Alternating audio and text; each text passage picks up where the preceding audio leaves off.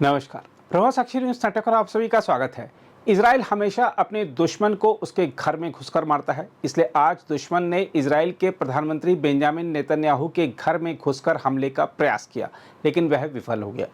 हम आपको बता दें कि इजरायली प्रधानमंत्री कार्यालय का कहना है कि हमले के समय प्रधानमंत्री बेंजामिन नेतन्याहू और उनकी पत्नी सारा घर पर नहीं थी और घटना में कोई घायल नहीं हुआ है। बताया जा रहा है कि आज सुबह लेबनान से दागे गए 2 ड्रोनों को हवाई सुरक्षा बलों ने मार भी गिराया। इस घटना के बाद तेल अवीव क्षेत्र में सायरन बजने लगे। हम आपको बता दें कि हिजबुल्लाह की ओर से किए गए इस हमले के तहत कैसरिया क्षेत्र में स्थित नेतन्याहू के आवास की ओर एक ड्रोन लॉन्च किया गया था। हालांकि ड्रोन ने प्रधानमंत्री के घर के आसपास के क्षेत्र को निशाना बनाया, लेकिन हमले में किसी प्रकार की जानहानि नहीं हुई। इजरायली सेना ने पुष्टि की है कि एक ड्रोन ने केंद्रीय शहर पर हमला किया था जहां नेतन्याहू रहते हैं। इजरायली सेना ने कहा है कि 2 अन्य ड्रोनों को उनके लक्ष्य तक पहुंचने से पहले ही रोक दिया गया था। वहीं इजरायली प्रधानमंत्री के आवास को निशाना बनाकर किए गए हमले से ईरानी सेना बहुत खुश नजर आई। ईरानी सेना की ओर से जारी किए गए बयान में कहा गया है कि लेबनानी भाइयों ने ड्रोन हमले में नेतन्याहू के आवास को निशाना बनाया।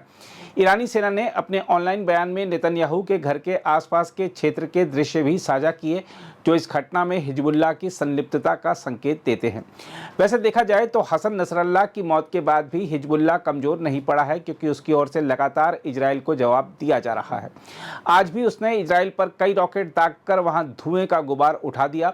हालांकि हिजबुल्लाह के रॉकेटों से कोई नुकसान नहीं हुआ है, क्योंकि उन्हें या तो इजरायली रक्षा कवचों ने बीच में रोक दिया या रॉकेट खुद ही इधर उधर गिर गए। इस बीच इजरायली प्रधानमंत्री के आवास के बाहर सुरक्षा और कड़ी कर दी गई है। ताजा दृश्यों में इजरायली प्रधानमंत्री के आवास के बाहर एम्बुलेंस और चिकित्सा सेवा के अधिकारी भी दिखाई दे रहे हैं। हम आपको बता दें कि इजरायली प्रधानमंत्री बेंजामिन नेतन्याहू के आवास को निशाना बनाकर किया गया ड्रोन हमला इजरायली बलों द्वारा गाजा में हमास प्रमुख याह्या सिनवार को खत्म करने के ठीक 2 दिन बाद हुआ है। 62 वर्षीय सिनवार को गुरुवार को मार गिराया गया था। हम आपको बता दें कि हमास ने अब तक सिनवार के उत्तराधिकारी के नाम की घोषणा नहीं की है।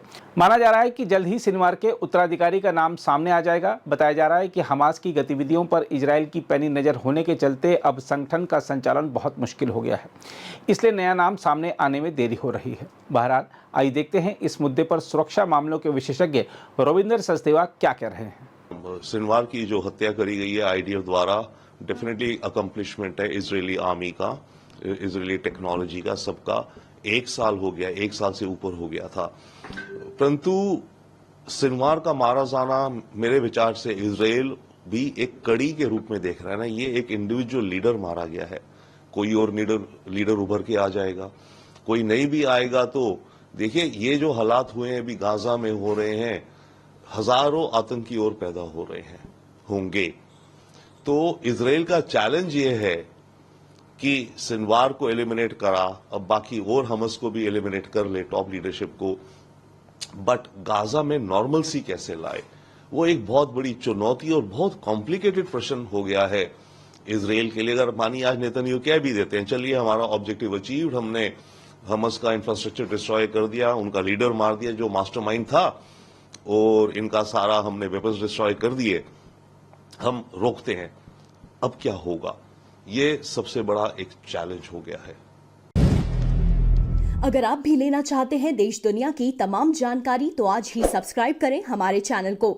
साथ ही नीचे दिए बेल आइकन को जरूर दबाएं ताकि हर अपडेट आप तक पहुंच सके।